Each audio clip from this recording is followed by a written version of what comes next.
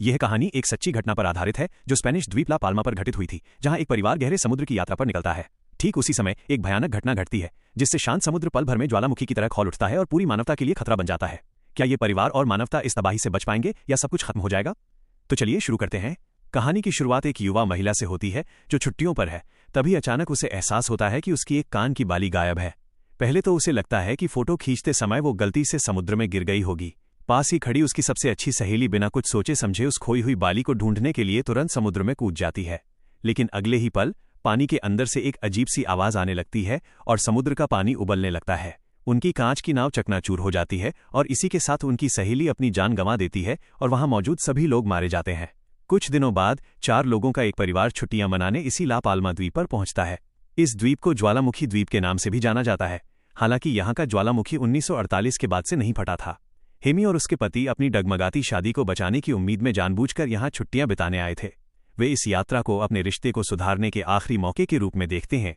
जैसे ही परिवार तैरने के लिए कपड़े बदलने की तैयारी करता है, उनकी बड़ी बेटी सारा को जमीन पर कान की बालियों का एक जोड़ा मिलता है। उन्हें देखते ही पिता तुरंत कहते हैं कि ये उनके परिवार में से किसी की नहीं है।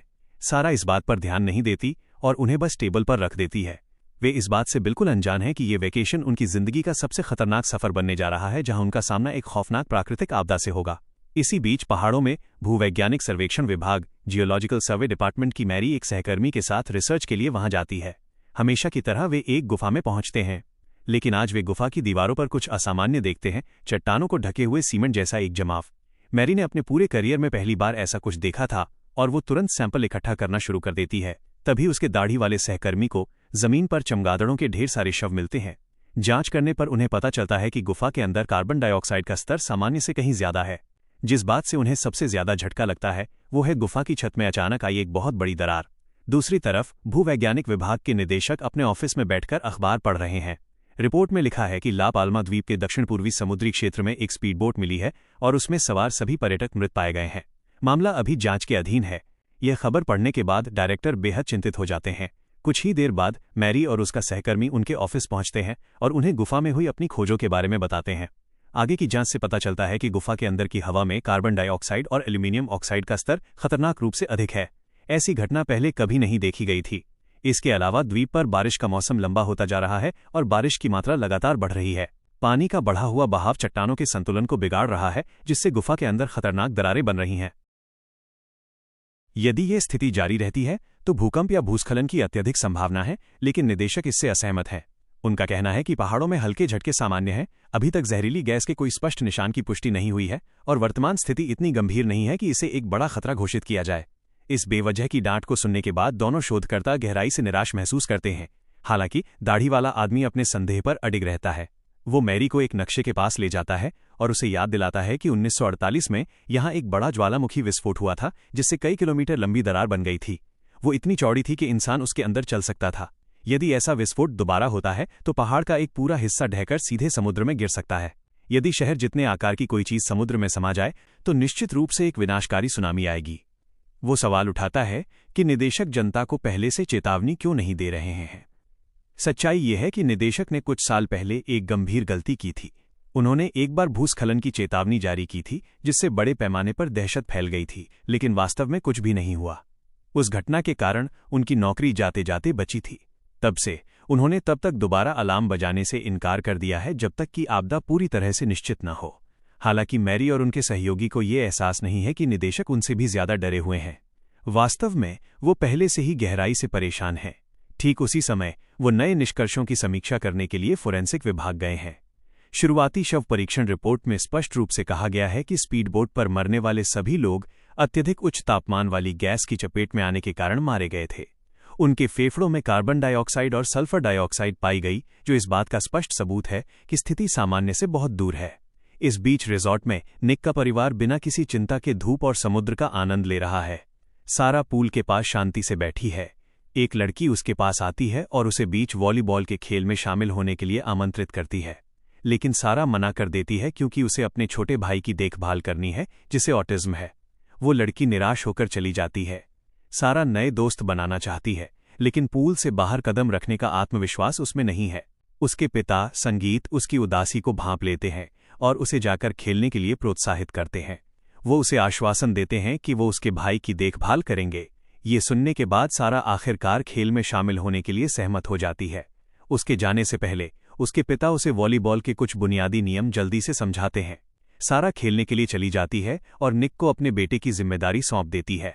बच्चे के साथ समय बिताते हुए निक अचानक अपनी पत्नी को एक स्पेनिश व्यक्ति के साथ हंसते और बात करते हुए देखता है।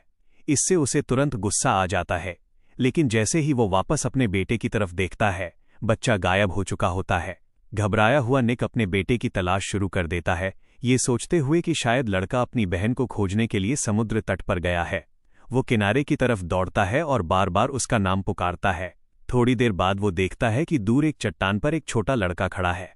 जब निक करीब पहुंचता है तो उसे एहसास होता है कि ये उसका बेटा है, जो चुपचाप समुद्र को निहार रहा है।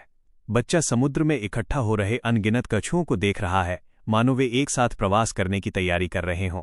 इस बीच मैरी अपनी जांच पूरी करती है।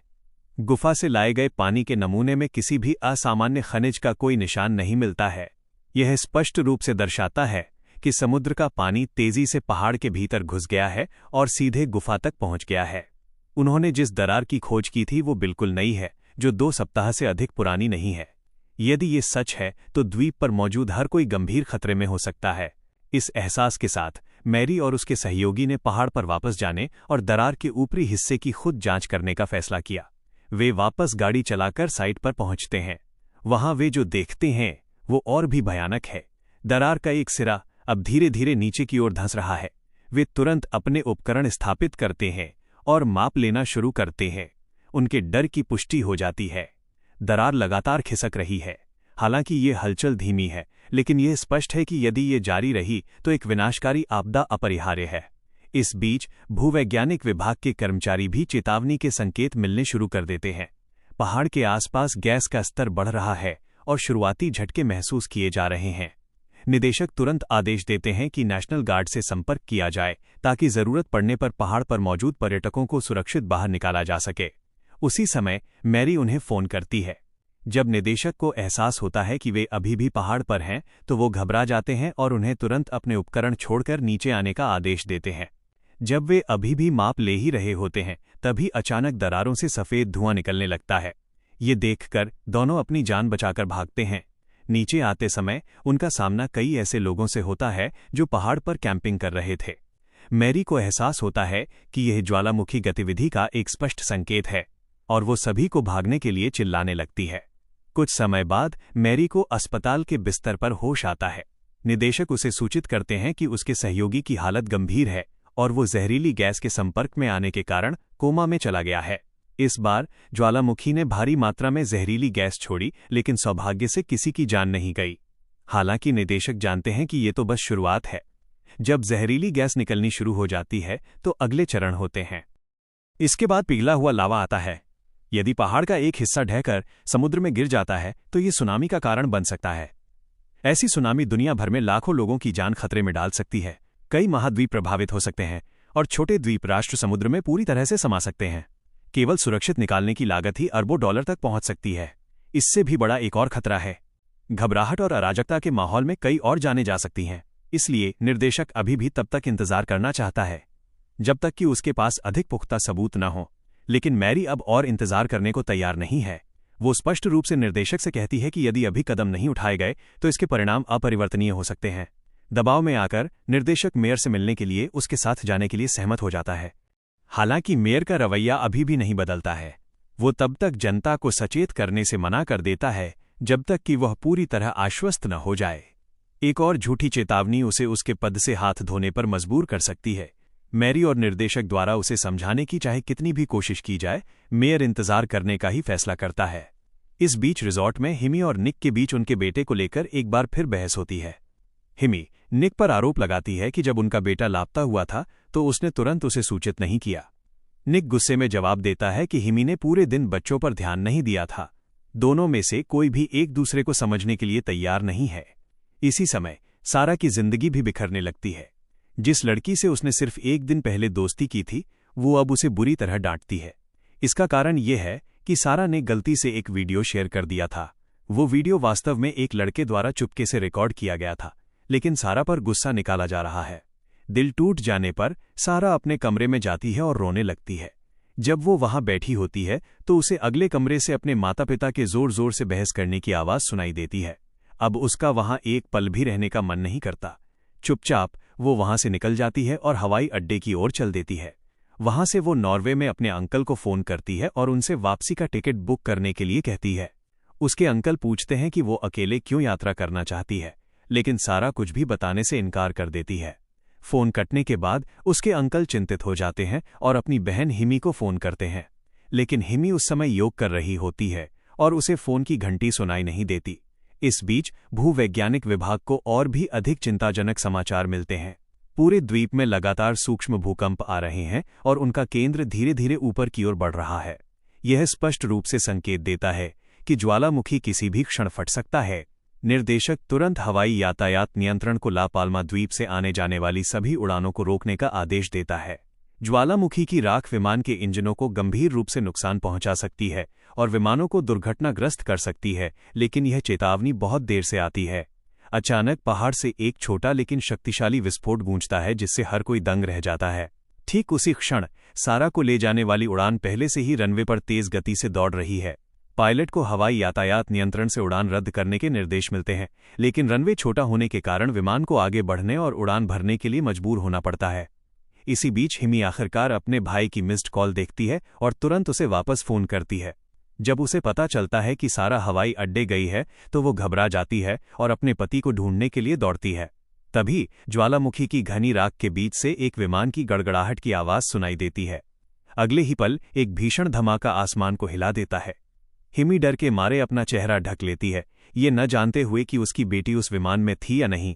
जैसे ही ये जोड़ा हवाई अड्डे के लिए निकलने की तैयारी करता है, हिमी को अपने भाई का एक संदेश मिलता है। उसके भाई को, जो विदेश मंत्रालय में काम करता है, विमान दुर्घटना के बारे में पहले ही सूचित किया जा चुका है।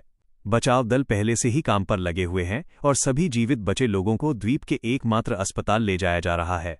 जब हिमी और निक अस्पताल पहुंचते हैं तो वे घंटों तलाश करते हैं, लेकिन सारा उन्हें नहीं मिलती। कर्मचारी उन्हें उड़ान के यात्रियों की सूची दिखाते हैं। जिन लोगों के नामों के आगे निशान लगा हुआ है उन्हें पहले ही अस्पताल लाया जा चुका है, जबकि बाकी लोगों को लापता सूची में डाला गया है। सारा का नाम सूची में है, लेकिन उसके आगे कोई निशान नहीं है। ये देखकर वे दोनों पूरी तरह से टूट जाते हैं, थक जाते हैं और उनका दिल बैठ जाता है। वे होटल लौट आते हैं इस उलझन में कि आगे क्या किया जाए, लेकिन जब वे अपने कमरे का दरवाज़ा खोलते हैं तो दंग रह जाते हैं। सारा अंदर सुरक्षित बैठी है। वास्तव में सारा विमान में सवार होने ही वाली थी कि उसे अपनी सहेली का एक संदेश मिला। उसकी सहेली ने ईमानदारी से माफ़ी मांगी थी और क्षमा मांगी थी। सारा ने आखिरी वक्त पर उड़ान में न बैठने का फैसला किया। बाद में उसकी सहेली को भी यह एहसास हुआ कि इस संदेश ने अनजाने में सारा की जान बचा ली थी। इस ट्रेजेडी के बाद उनकी दोस्ती और भी मजबूत हो जाती है। इस बीच भूवैज्ञानिक विभाग में स्थिति लगातार बिगड़ती जा रही है। वैज्ञानिकों का मानना है कि द्वीप को तुरंत खाली करा लिया जाना चाहिए, लेकिन मेयर अभी भी सहमत होने से इनकार करता है। उसका तर्क है कि इस तरह की घोषणा से घबराहट फैल सकती है और अराजकता में लोग हताहत हो सकते हैं।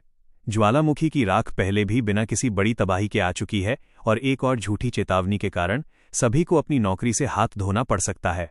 जब निर्देशक को ये एहसास होता है कि जनता को अभी भी चेतावनी नहीं दी जा रही है, तो वो एक व्यक्तिगत निर्णय लेता है।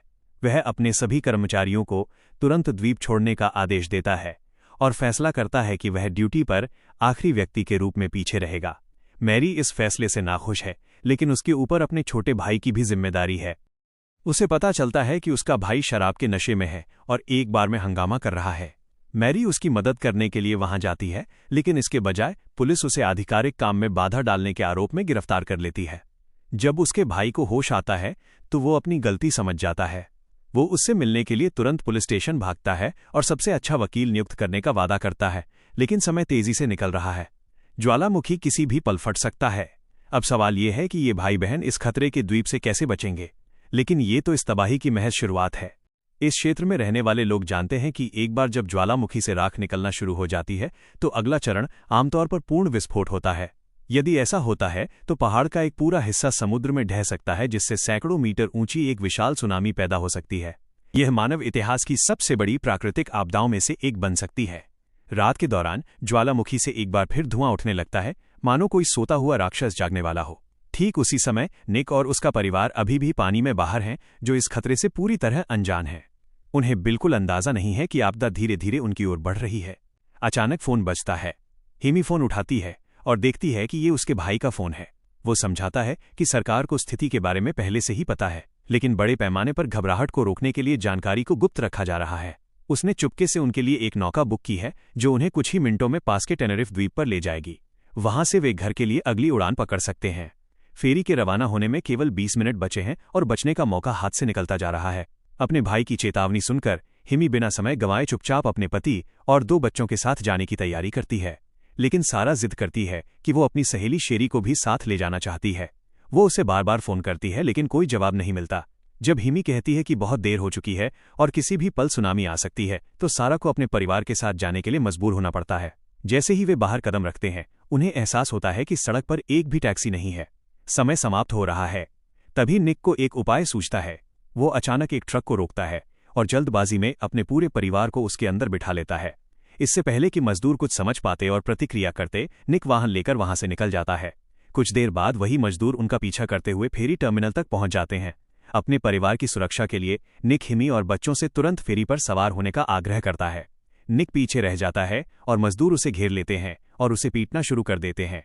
अंत में निक अपना बटुआ निकालता है और उन्हें सौंप देता है। तभी वे उसे जाने देते हैं, लेकिन तब तक बहुत देर हो चुकी है। निक असहाय होकर देखता है कि उसके परिवार को ले जाने वाली फेरी धीरे धीरे दूर जा रही है। इस बीच शेरी समुद्र तट पर है। वो अपने फोन पर कई मिस्ड कॉल देखती है और तुरंत सारा को वापस फोन करती है। सारा उससे कहती है कि वो किसी भी तरह टेनरिफ पहुंचने का रास्ता तलाशे, वरना जल्द ही बचना असंभव हो सकता है। कुछ मिनटों के बाद एक तीव्र भूकंप शुरू हो जाता है। अपने कार्यालय में अकेला बैठा निर्देशक तुरंत समझ जाता है कि खतरा अपने चरम पर पहुंच गया है। वो मेयर के कार्यालय में फोन करता है और मांग करता है कि तुरंत आपातकालीन निकासी चेतावनी जारी की जाए। फेरी पकड़ने में असमर्थ निक एक स्पीडबोट रेंटल सेंटर की ओर भागता है और टेनरिफ के लिए एक नाव किराए पर लेने की कोशिश करता है। लेकिन जैसे ही आपातकालीन चेतावनी बजती है, कर्मचारी उसकी मदद करने से इनकार कर देते हैं। उसी क्षण होटल में मिला उसका एक दोस्त आता है और निक को बताता है कि उसने एक नाविक को रिश्वत दी है। वे दोनों तेजी से किनारे की ओर भागते हैं, जहां नाविक पहले से ही इंतजार कर रहा है। उसने निक के लिए आखिरी उपलब्ध जगह सुरक्षित रखी है। राहत महसूस करते हुए वे नाव पर सवार होने की तैयारी करते हैं, लेकिन अचानक उनके पीछे ज्वालामुखी फट जाता है। जैसे ही नाव रवाना होने वाली होती है, एक महिला अपनी गोद में एक बच्चे को लिए दौड़ती हुई आती है। वो रोती है और मदद की गुहार लगाती है, कहती है कि उसका बच्चा बहुत छोटा है और उसे बचाया जाना चाहिए। निक एक पल के लिए रुकता है, फिर चुपचाप अपनी सीट उस महिला और उसके बच्चे को दे देता है। ये देखकर उसका दोस्त गहराई से प्रभावित होता है, लेकिन निक चुपचाप वहां से चला जाता है। अस्पताल में दाढ़ी वाले वैज्ञानिक की नींद ज्वालामुखी विस्फोटों की आवाज से खुलती है। जब वो बाहर कदम रखता है तो वो तुरंत स्थिति की गंभीरता को समझ जाता है। फिर भी वो घबराता नहीं है, क्योंकि उसने इस परिणाम का अनुमान लगा लिया था। वो अपने कपड़े बदलता है और सीधे निर्देशक के कार्यालय में जाता है, ताकि उनके अंतिम क्षणों में उनके साथ खड़ा रह सके। इस बीच निक दूर पहाड़ से उठती आग की लपटों और लावे को देखता है। उसे नहीं पता कि आगे कहाँ जाना है। अंत में वो हिमी को फोन करता है और उससे बच्चों का ख्याल रखने के लिए कहता है, ये कहते हुए कि शायद वो कभी वापस ना आए। ठीक उसी समय मैरी का भाई पुलिस स्टेशन की चाबियां हासिल करने में कामयाब हो जाता है और अपनी बहन को आजाद कर देता है। बाहर निकलते समय वो पास की कोठरी से एक अन्य कैदी को भी रिहा कर देता है। जैसे ही वे स्टेशन से बाहर निकलते हैं, उनका सामना निक से होता है। निक उन्हें बताता है कि सभी नावें जा चुकी हैं, लेकिन मैरी का भाई कहता है कि उसके पास अभी भी एक स्पीडबोट है, जिसे उसने मछली पकड़ने के दौरान छुपाया था। ये सुनकर निक में उम्मीद की एक किरण जगती है। तीनों जल्दी से समुद्र तट की ओर दौड़ते हैं और एक छिपे हुए कोने में रखी स्पीडबोट को ढूंढ लेते हैं। जैसे ही वे इसे शुरू करने वाले होते हैं, पीछे से बंदूक लिए एक आदमी सामने आ जाता है। कैदी जिसे मैरी के भाई ने पहले आजाद किया था, अब वो नाव को अपने कब्जे में लेना चाहता है। मैरी का भाई उसे समझाने की कोशिश करता है और कहता है कि नाव में एक और व्यक्ति बैठ सकता है, लेकिन वो आदमी पूरी स्पीडबोट खुद ले जाने पर अड़ जाता है, क्योंकि उसके साथी पीछे आ रहे हैं। बहस के दौरान वो आदमी एक गोली चलाता है जो मैरी के भाई को लग जाती है। मैरी भागकर उसके पास जाती है, लेकिन कुछ ही पलों में उसकी मौत हो जाती है। ठीक तभी दूसरे बदमाश भी वहां पहुंच जाते हैं। निक तेजी से मैरी का हाथ पकड़ता है और उसे नाव पर धकेलता है। उसके पास एक बंदूक है, इसलिए बाकी लोग हिल नहीं पाते हैं।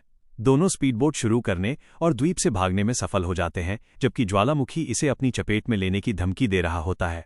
उसी क्षण निक को अपने फोन पर अपने साले का एक संदेश मिलता है। वो समझाता है कि टेनरिफ पर एक सुरक्षित क्षेत्र है और वहां पहुंचना ही जीवित रहने का एकमात्र तरीका है। निक तुरंत मैरी का हाथ पकड़ता है और उसे नाव पर खींचता है। मैरी डर के मारे सुन्न खड़ी है, मानो उसके पैर पत्थर के हो गए हों। निक उसे ठीक समय पर नाव पर खींच लेता है और वे नाव को विपरीत दिशा में मोड़ते हैं तथा सुनामी आने से पहले तेजी से भाग निकलते हैं। इस बीच टेनेरिफ के हवाई अड्डे पर आखिरी उड़ान की तैयारियां चल रही हैं। हिमी अपने बेटे और सारा के साथ बोर्डिंग गेट पर पहुंच चुकी है। पासपोर्ट की जांच करते समय कर्मचारी ध्यान देते हैं कि हिमी के पास एक अतिरिक्त पासपोर्ट है। वो समझाती है कि उसका पति पीछे छूट गया है और शायद कुछ ही समय में आ सकता है। कर्मचारी उन्हें पीले रंग के रिस्टबैंड देते हैं जो बोर्डिंग पास का काम करते हैं। केवल उन्हीं लोगों को विमान में सवार होने की अनुमति है जिन्होंने ये बैंड पहना हुआ है। लेकिन सारा अपने बैग की जांच करते हुए अपनी सहेली शेरी को लेकर लगातार पीछे देख रही है, जो चिंतित है। वो देखती है कि शेरी हवाई अड्डे पर पहुंच गई है, लेकिन उसके पास बोर्डिंग पास नहीं है। सारा एक बड़ा फैसला लेती है और विमान के उड़ान भरने से ठीक पहले अपने बैग से अपने पिता का बोर्डिंग पास निकालती है और शेरी को दे देती है। इसके बाद वह खुद विमान में सवार हो जाती है। इस बीच हिमी और उसका बेटा पहले ही अपनी सीटों पर बैठ चुके हैं, लेकिन सारा अभी तक नहीं पहुंची है। विमान उड़ान भरने के लिए तैयार है। हिमी घबरा जाती है और अपने बेटे के साथ तुरंत बाहर निकलने का फैसला करती है। लोग उसे रोकने की कोशिश करते हैं, लेकिन वो उन्हें अनदेखा कर देती है। उसी समय निर्देशक और दाढ़ी वाला आदमी दोनों सुरक्षात्मक सूट पहने हुए ज्वालामुखी के मुहाने पर पहुंच चुके हैं। वे जानते हैं कि अब द्वीप छोड़ना असंभव है। दोनों निडर होकर ज्वालामुखी के पास खड़े हैं। दाढ़ी वाला आदमी मजाक में अपनी जेब से 1 साल पुरानी रेड वाइन की बोतल निकालता है, लेकिन इससे पहले कि वे इसे पी पाते 78 वर्षों से सुप्त पड़ा ज्वालामुखी पूरी ताकत से फट जाता है। एक भीषण विस्फोट के साथ पूरा द्वीप 2 टुकड़ों में बंट जाता है। पहाड़ का एक पूरा हिस्सा सीधे समुद्र में समा जाता है, जिससे पल भर में सैकड़ों फीट ऊंची लहरें पैदा हो जाती हैं। इस बीच सारा और शेरी विमान में लौट आती हैं। वे अपनी माँ और भाई को बेताबी से ढूंढती हैं, लेकिन कर्मचारी तुरंत उन्हें अपनी सीट बेल्ट बांधने के लिए कहते हैं क्योंकि विमान उड़ान भरने वाला है। सारा को इस बात की जानकारी नहीं है कि उसकी माँ और भाई अभी भी उसकी तलाश कर रहे हैं। सौभाग्य से हिमी को ठीक समय पर अपने भाई का एक संदेश मिलता है। वो उन्हें टेनेरिफ में एक और सुरक्षित क्षेत्र के बारे में सूचित करता है जहां वे सुनामी से बच सकते हैं। हिमी तुरंत उस दिशा में दौड़ती है। उसका बेटा, जो ऑटिज्म से पीड़ित है लेकिन भूगोल में बेहद कुशल है, सेकंडों में सुरक्षित स्थान की गणना कर लेता है। पास के कुछ हवाई अड्डे के कर्मचारी भी उनके पीछे पीछे चलते हैं। ठीक तभी सुनामी हवाई अड्डे की ओर तेजी से बढ़ती है। जैसे ही विमान रनवे पर उतरना शुरू करता है, जमीन फट जाती है। इस बीच निक और मैरी अपनी स्पीडबोट में सुरक्षित क्षेत्र की ओर दौड़ते हैं। उनके फोन की बैटरी खत्म हो जाती है, लेकिन वे आखिरी वक्त पर सुरक्षित क्षेत्र में पहुंच जाते हैं। जब वे किनारे पर उतरते हैं तो देखते हैं कि वहां पहले से ही बहुत से लोग इकट्ठा हो चुके हैं। ये सब निक के साले की वजह से संभव हो पाया था। उसने विशेषज्ञों से सलाह ली थी और सबसे सुरक्षित क्षेत्र की पहचान की थी। एक सुनामी गोलाकार पैटर्न में फैलती है और 2 विशाल लहरें आपस में टकराकर टेनेरिफ के पूर्वी हिस्से में एक दूसरे को बेअसर कर देती हैं। वह क्षेत्र सबसे सुरक्षित साबित होता है। अपने करियर को दांव पर लगाते हुए साले ने व्यक्तिगत रूप से एक माइक चालू किया और मीडिया को सुरक्षित क्षेत्र के बारे में सूचित किया। ये चेतावनी लोगों के फोन पर भी भेजी गई थी, जिससे अनगिनत जानें बच गईं। लेकिन निक चारों ओर देखता है और उसे उसकी पत्नी और बच्चे कहीं दिखाई नहीं देते। उसे दूसरों से पता चलता है कि पूरा द्वीप तबाह हो चुका है और आखिरी उड़ान दुर्घटनाग्रस्त हो गई थी। निक यह सोचकर पूरी तरह टूट जाता है कि शायद वो अपने परिवार का एकमात्र जीवित सदस्य बचा है। तभी दूर से एक जानी पहचानी आवाज सुनाई देती है। आश्चर्यजनक रूप से विमान दुर्घटना में कुछ लोग जीवित बच जाते हैं। सारा को होश आ जाता है, जबकि शेरी अभी भी बेहोश है। सारा तुरंत शेरी को जमीन पर लिटाती है और सीपीआर शुरू कर देती है। एक फ्लाइट अटेंडेंट की मदद से शेरी के होश वापस आ जाते हैं। जब वे विमान से बाहर निकलती हैं तो उनके आसपास की दुनिया पूरी तरह से तबाह दिखाई देती है। सुनामी ने दुनिया के कई हिस्सों को नष्ट कर दिया है। कुछ छोटे द्वीप देश पूरी तरह से जलमग्न हो चुके हैं। निक और हिमी को डर है कि वे शायद सारा को दोबारा कभी नहीं देख पाएंगे, लेकिन तभी एक बचाव हेलीकॉप्टर वहां पहुंचता है। उनका बेटा सबसे पहले सारा को पहचानता है। आश्चर्यजनक रूप से इस भीषण तबाही के बावजूद पूरा परिवार आखिरकार फिर से मिल जाता है। वहां केवल एक ही इंसान है जो दूर चुपचाप खड़ा है, मैरी, जिसने इस आपदा में अपने भाई को खो दिया है।